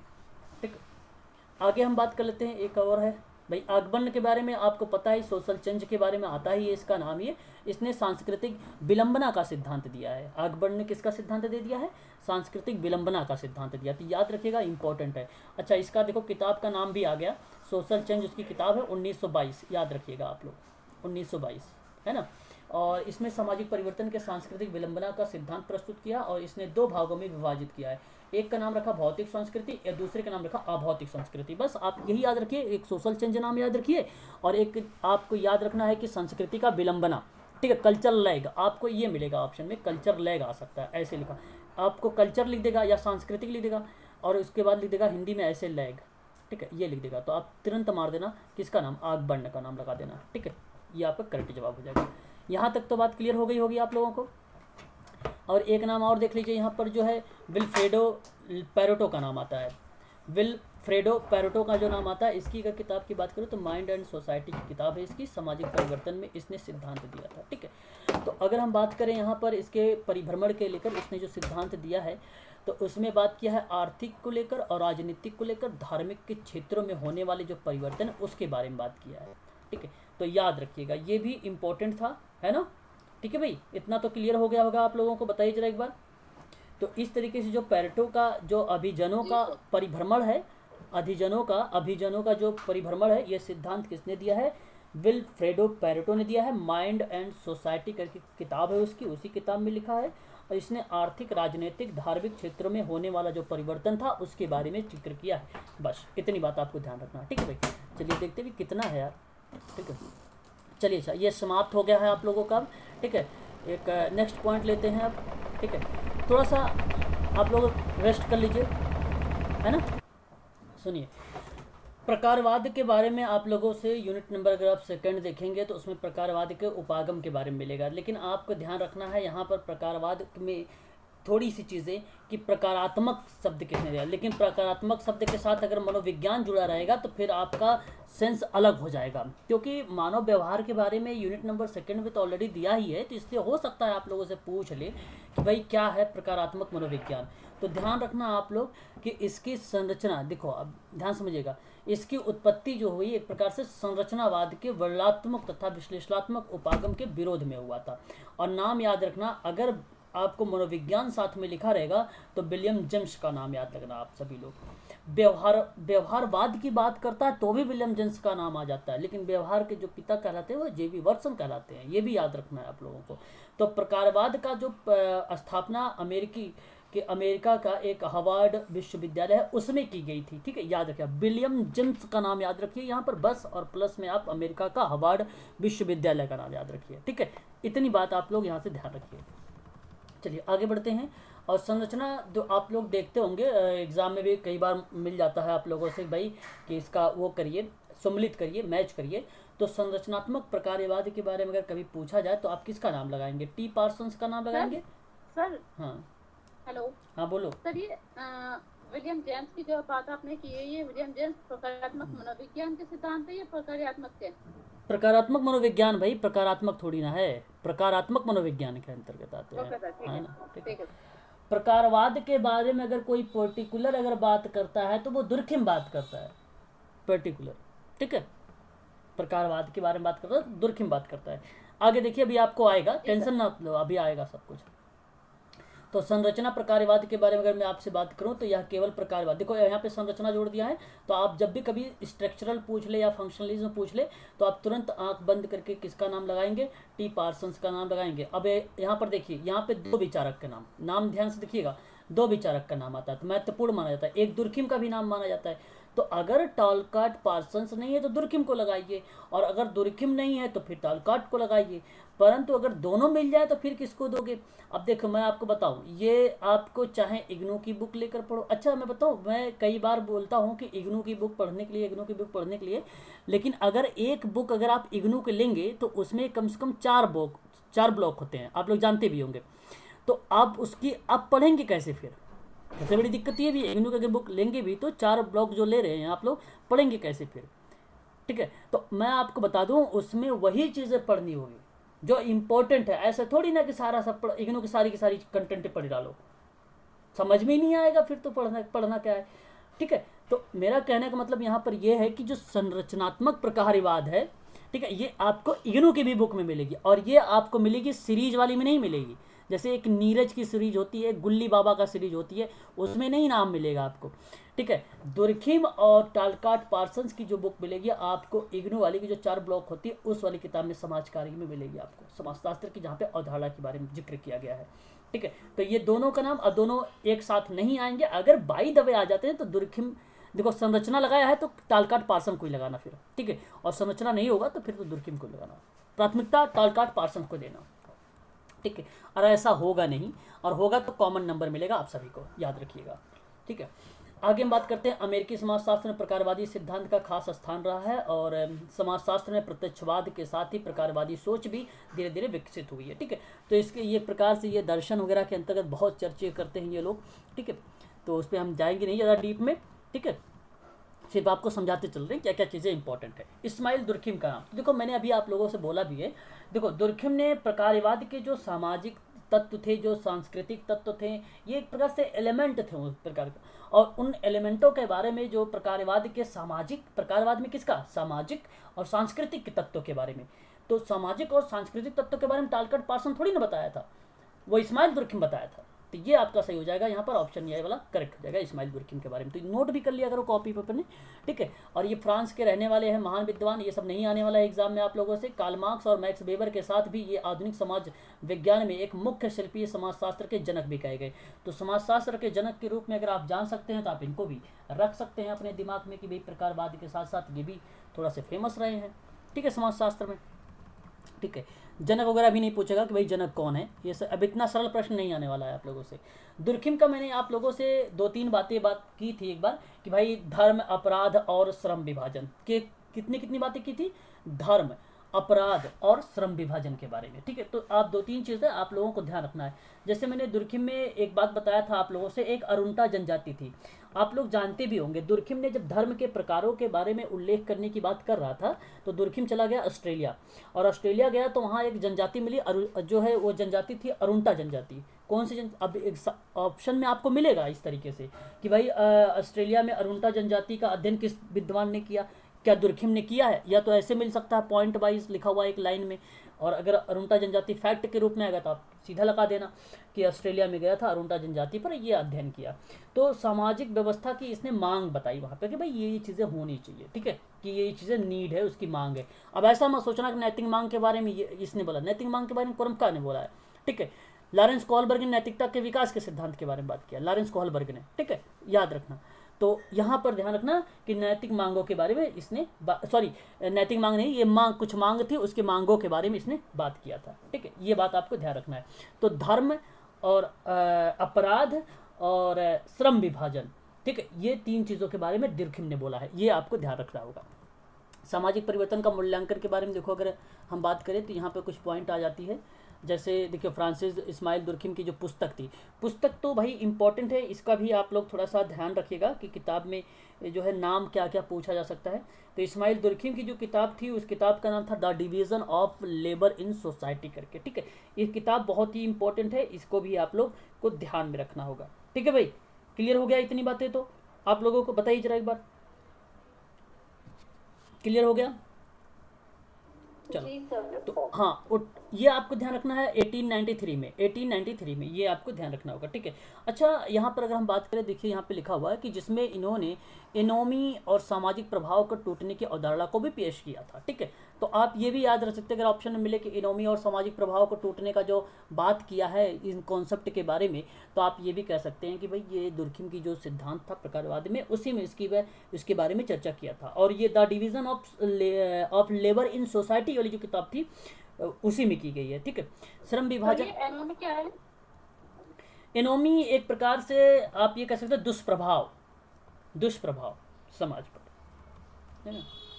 अगर हम बात करें यहाँ पर श्रम विभाजन सोसाइटी के बारे में, देखो श्रम विभाजन सोसाइटी के बारे में बात किया तो ये सिंपल सी बात है, दुर्खिम का नाम सोच लेना है, बस आपको कुछ सोचना ही नहीं भाई, श्रम विभाजन दुर्खिम, ठीक है। तो उन लोगों के बीच में एकजुटता की भावना पैदा करना, ठीक है भाई, और उन नौकरियों को साझा करना। लेकिन दुर्खिम कहते हैं कि श्रम विभाजन आर्थिक हितों से परे है, और इसका मतलब ये हुआ कि एक समाज के भीतर सामाजिक और नैतिक व्यवस्था की स्थापित करना चाहिए। तो उनका कहना था कि श्रम विभाजन से पहले से ही गठित समाज के सदस्यों के बीच में प्रभावित किया जा सकता है। तो ये कोटेशंस मिल जाता है हमें श्रम विभाजन में, किसका? दुर्खिम का, ठीक है। आगे हम बात कर लेते हैं, तो यहाँ पर नेक्स्ट पॉइंट देखें तो एक नाम आता है दुर्खिम के ही अंतर्गत धर्म के बारे में, ठीक है। धर्म की स्थापना किसने की है? बताइए। अरे नहीं, कृष्ण जी ने, श्री कृष्ण। दुर्खिम नाम नहीं आएगा, ये ऐसे ही पूछ लेता हूँ कभी कभी, जब कुछ चीज़ें मुझे याद आना शुरू हो जाती है ना, तो जहाँ पर जैसे याद आती है वैसे ही पूछ लेता हूँ। महाभारत में धर्म की स्थापना हुई है ना, तो ये तो आपको पता होना चाहिए। चलो, तो दुर्खिम की जो किताब थी, एक देखो धार्मिक जीवन के प्रारंभिक स्वरूप में इन्होंने धर्म की जो है प्रकारवादी सिद्धांत प्रस्तुत किया था, ठीक है भाई। तो धर्म का प्रकारवादी सिद्धांत किसने दिया? फिर दुर्खिम का नाम लगा देना आप लोग भाई। दुर्खिम अपना सिद्धांत देने से पहले पूर्ववर्ती धर्म संबंधी विचारों का खंडन करते हैं। तो यानी जब अपना धर्म का जो सिद्धांत दिया था, उससे पहले जितने विचारधारा थे उनका क्या क्या खंडन किया है। हालांकि इतना डीप मत जाओ, बशर्ते धर्म का प्रकारवादी का सिद्धांत दुर्खिम का आ जाएगा। धार्मिक जीवन के प्रारंभिक स्वरूप किसका है? दुर्खिम का, इस्माइल दुर्खिम का। टाइलर का नाम देख रहे हैं आप लोग, टाइलर महोदय का आत्मवादी सिद्धांत, ठीक है भाई, आत्मवादी। यह जो सिद्धांत दिया गया है टाइलर का, इसका खंडन करते हुए दुर्खिम कहते हैं कि इस सिद्धांत का आदिम मानव की आवश्यकता अधिक बुद्धिमान मान लिया गया है। अतः यह बताया गया है कि धर्म का बहुत सरल तरीके से परिभाषित, जबकि धर्म एक जटिल संस्था है। और ये बात दुर्खिम कहते हैं। क्यों दुर्खिम कहते हैं भाई? धर्म के बारे में क्यों इतना इसका आलोचना कर दिया टाइलर का? क्योंकि भाई ये अरुंटा जनजाति की जो है अध्ययन किया है, डीप में जाकर थोड़ा सा बारे में उसकी चर्चा की है, तो इसलिए इसका ही नहीं स्पेंसर का भी प्रभाव पड़ा है उसमें। स्पेंसर ने भी अपना, बहुत लोग विद्वान हैं, सबके प्रकारवादी के जितने भी धर्म के बारे में बात किया था उनका खंडन किया है इसने। खंडन करने का मतलब एक प्रकार से आलोचना भी की है, मतलब उसके बारे में जाना है, समझा है, तब जाके इसने धर्म के बताया है, धर्म की किताब लिखा है इसने, ठीक है। यहाँ पे देखिए मैक्स मुलर का प्रकार जो है प्रकृतिवादी का सिद्धांत का भी खंडन करते हुए कहा, धर्म एक सामाजिक तथ्य है और इसका सिद्धांत समाज के कोई वर्णन नहीं करता है। तो ये मैकुलर का प्रकारवादी का सिद्धांत है, ठीक है। मानववाद का खंडन किया, ये सारा छोड़िए आप, ये सब के सब, ठीक है। अच्छा, अब यहाँ पर देख लीजिए थोड़ा सा इंपॉर्टेंट पॉइंट ये भी आ जाएगा कि धर्म का निर्माण के समाज में, इसलिए समाज धर्म है, समाज ही ईश्वर है, समाज ही स्वर्ग का एक प्रकार से साम्राज्य। पवित्र और अपवित्र की अवधारणा समाज के सापेक्ष होती है। अच्छा, यही बात आपको मैं बताना चाह रहा था कि पवित्र और अपवित्र के बारे में अगर कभी जिक्र किया जाए तो आप तुरंत कर देना कि भाई ये धर्म में किसने बात किया है? दुर्खिम ने बात किया, ठीक है, पवित्र और अपवित्र के बारे में भी, ठीक है, याद रखना। इसकी एक किताब थी द रूल्स करके, याद है आप लोग? The rules of sociology method, इसी की किताब है, दुर्खिम की, ठीक है, दुर्खिम की किताब है, ठीक है, याद रखिएगा आप लोग इसे भी, ठीक है। चलिए आगे हम बात कर लेते हैं, और कौन सा पॉइंट था इसमें?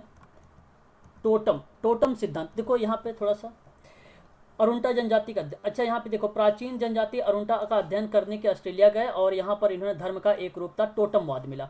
तो अच्छा, ये नाम भी टोटमवाद वहीं से आया है, अरुंटा जनजाति से ही आया है। टोटम प्रकृति की सजीव और निर्जीव वस्तु की, जिसे टोटम प्रकृति जो होगी सजीव और निर्जीव वस्तु होगी। दुर्खिम का मानना है कि टोटम दुनिया का सबसे प्राचीन धर्म है और इसके द्वारा दुनिया के सभी धर्मों का उत्पत्ति हुई है टोटम से, ठीक है। जहाँ पे सजीव निर्जीव है उसका उत्पत्ति हुई है धर्मों का, और समाज ही धर्म का निर्माण करता है। टोटम का सिद्धांत पुष्टि कर देता है और यह हो जाता है टोटमवाद। और टोटमवाद किसने दिया? दुर्खिम ने दिया है। और कहाँ से लिया ये? अरुंटा की जनजाति से। अरुंटा कहाँ पर है? ऑस्ट्रेलिया में है। ठीक है, किसने किया है? दुर्खिम ने किया है। बस सिंपल सी बात है। म्यूट हो जाइए। ठीक, इतनी बात तो क्लियर हो गया। 2 प्रकारवादी सिद्धांत हो जाएगा। ठीक है, यहाँ पे चलो आगे बढ़ते हैं इसी क्रम में। बस दुर्खिम में कुछ है ही नहीं। दुर्खिम के इच्छा कुछ किताब का नाम देख लीजिए, इन महोदय का बुक का नाम है, और इनका सिर्फ मैं 2 ही किताब का नाम बताऊंगा, आप लोग उसे याद रखिएगा। एक किताब का नाम आपको पता होना चाहिए, the rules of sociological method, और एक किताब का नाम पता होना चाहिए the division of labour society करके। ठीक है, उसी का आप ध्यान रखिएगा। बाकी इसकी कुल टोटल 10 किताबें हैं, 10-11 किताबें। देखो यहाँ पे 10-11 किताबें आप लोगों के सामने हैं, तो ये किताबें आप यहाँ पे देख सकते हैं। ठीक है, हिंदी में भी मिल जाएगा आप लोगों को यहाँ पर, है ना। आत्महत्या करके भी एक किताब है, आप लोगों को पता होना चाहिए, द सोसाइटी करके, है ना। ये भी आप ध्यान रखिएगा। 3 किताब याद रखिए, बस अब 3 ही रखिए याद। ठीक है, सारी किताब का नाम मिल जाएगा। चलिए यहाँ से अगर हम आगे बात करते हैं अब, है ना। ये आत्महत्या का सिद्धांत आ गया, वही है, उसी का है, देख लेना आप लोग। ऐसे वो ज़्यादा टफ नहीं है, ये सब इजी है, ये सारे के सारे, है कि नहीं। चलो ये थोड़ा सा रिटन वर्क है ना, थोड़ा सा लिखा हुआ है। यूनिट 2 का ही है, मेलिनोवस्की का प्रकारवाद है। तो मेलिनोवस्की में आप लोग थोड़ा सा ये ध्यान रखिए कि एक तो संस्कृति की अवधारणा दिया है, दूसरा मेलिनोवस्की की प्रकार जो है, मेलिनोवस्की ने प्रकारवाद के बारे में बात भी किया है। अच्छा, तीसरी अगर मैं बात करूँ, जादू और जो है धर्म के बारे में बात किया है। देखो अब यहाँ पर मैंने मेलिनोवस्की लिखा है, और मेलिनोवस्की के अंतर्गत देखो मैंने यहाँ पर बना दिया है, इसका जो जन्म हुआ था 7 अप्रैल 1884 में, इसे याद करने की ज़रूरत नहीं है। और 16 मई 1942 मृत्यु हो गई, ये भी याद करने की ज़रूरत नहीं है आप लोगों को। मेलिनोवस्की का ये आपको याद करने की ज़रूरत है, सामाजिक मानवीय का पिता कहा जाता है। तो सामाजिक मानविकी का पिता किसे कहा जाता है? 1 मिनट थोड़ा सा रुकना, चलिए शुरुआत करते हैं। तो ये याद रखना, मानवीय जो है, सामाजिक मानविकी के पिता कहे जाते हैं, ये आपका करेक्ट हो जाएगा यहाँ पर। अब देखिए इसके बारे में, ये प्रभावित किससे हुए पता है आप लोगों को? एक नाम आप लोग ध्यान रखिएगा, एक किताब थी, उस किताब का नाम, अच्छा, जेम्स फ्रेजर की किताब थी, और जेम्स फ्रेजर की जो किताब थी द गोल्डन बर्ग करके थी। इस किताब से बड़े फेमस, मतलब इनको बड़ा प्रभावित कर दिया इसने, और इस किताब से मेलिनोवस्की ने प्रभावित हुए, और इसी में इन्होंने जो है मानविकी के बारे में बताया, मतलब सामाजिक मानविकी के बारे में, समाज के मानव के बारे में बताया, सामाजिक जो है समाज के मानवता के बारे में चर्चा किया इसने। तो सामाजिक मानविकी का जो पिता कहे जाते हैं मेलिनोवस्की को ही कहा जाता है, याद रखिएगा आप लोग। ठीक है, ये बात ध्यान रखिएगा आप लोग। और कुछ इंपॉर्टेंट चीज़ें मैं बता देता हूँ, जैसे अरुंटा जनजाति के बारे में ऑस्ट्रेलिया गए थे, तो ये भी कहीं गए थे, तो याद रखिए ये भी ऑस्ट्रेलिया चले गए, और ऑस्ट्रेलिया गए 1914 में, ये पपुआ न्यूगिनी में गए थे। पपुआ न्यूगिनी के अध्ययन करने में वहाँ पे ऑस्ट्रेलिया गए, और फर्स्ट वर्ल्ड वार के बाद उनके कारण उन्हें जो है ट्यूबियार्ड द्वीप पर भेज दिया गया। ठीक है, ट्यूबियार्ड द्वीप पर, ये आप ध्यान रखिएगा। और सहभागी अवलोकन विधि का जो है अध्ययन क्रिया किया, और फिर इन्होंने कुछ सिद्धांत निकाले। तो अब इन्होंने जो अध्ययन किया था, तो याद रखिएगा सहभागी अवलोकन विधि के रूप में किया, किस पे? जनजातियों पर अध्ययन किया था। अब वहाँ पर तो मैंने बता दिया कि अरुंडा जनजाति थी, यहाँ पे कोई पर्टिकुलर जनजाति नहीं है, बस याद रखिए जनजातियों पर किया था। ठीक है, याद रखिएगा। तो मानव का अध्ययन का केंद्र बिंदु रहा है, ठीक है, मेलिनोवस्की का। आगे बात करें तो संस्कृति की अवधारणा है, मेलिनोवस्की की प्रकारवाद है, जादू और धर्म है। ठीक है, संस्कृति की अवधारणा के बारे में बात करें तो ध्यान रखना, संस्कृति की अवधारणा के बारे में बात करते हैं ये। ठीक है, तो सांस्कृतिक अवधारणा मेलिनोवस्की ने पहले जो है अन्य विषयों पर विचार डाला था। ठीक है, साहित्यकार, इतिहास और इन सारे सब्जेक्टों पर डाला था विचार अपना। ठीक है, साहित्यकार में संस्कृति जीवन का प्रकाश एवं कोमलता है। इतिहासकार की बात किया कि एक देश के कलात्मक अथवा बौद्धिक विकास की संस्कृति है, इसके बारे में बात किया। फिर मेलिनोवस्की ने संस्कृति में जब मानवीय आवश्यकताओं के बारे में बात किया, मेलिनोवस्की जो है उनकी आवश्यकताओं, मतलब आप ध्यान रखिएगा, आवश्यकताओं का जो सिद्धांत है वो किसने दिया? अब्राहम फ्लेक्सनर ने दिया है, अब्राहम फ्लेक्सनर ने दिया है, सॉरी यार, अब्राहम मैस्लो ने दिया है, फ्लेक्सनर नहीं। किसने दिया है बताओ? हो कि चले गए हो तुम लोग? हाँ मैस्लो, हाँ अब्राहम मैस्लो। एक्चुअली मेरा दिमाग यहाँ पे नहीं है, ठीक है, मैं कहीं और में चल रहा है। ठीक है, तो आज की क्लास यहीं पे स्टॉप कर देते हैं। ठीक है, आगे जो है मैं यहीं से स्टार्ट कर दूंगा और समाप्त कर दूंगा। जितनी इंपॉर्टेंट चीज़ें रहेगी ऐसे बताता चलूँगा, आप लोग उसे नोट करते चलिएगा, समझते चलिएगा, यहीं से सारे प्रश्न जो है बनते जाएंगे, आप लोगों का होता भी जाएगा कंप्लीट क्लियर। तो 1-2 दिन में इसे भी क्लियर कर दूंगा। बस यही थोड़ा सा आप लोग को वीक पॉइंट भी है, इसमें थोड़ा सा कम समझे हैं आप लोग, तो इसको थोड़ा सा आप अच्छे से समझ जाएंगे इसमें फिर उसके बाद मैं ना आपको खींच दूंगा। ठीक है ना, आज के लिए इतना ही रखिए। ठीक है, ओके सर, चलिए। जी सर।